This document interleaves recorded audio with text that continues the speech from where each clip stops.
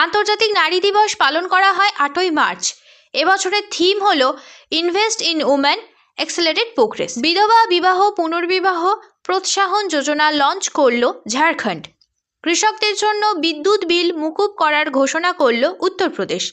Methane গ্যাসকে track করার জন্য methane satellite launch করল SpaceX. National youth parliament festival 2024-এর প্রথম পুরস্কার জিতলেন Jatin Bhaskar Duggal. World bank woman business and the law 2024 ইন্ডেক্সে ভারতের স্থান 113।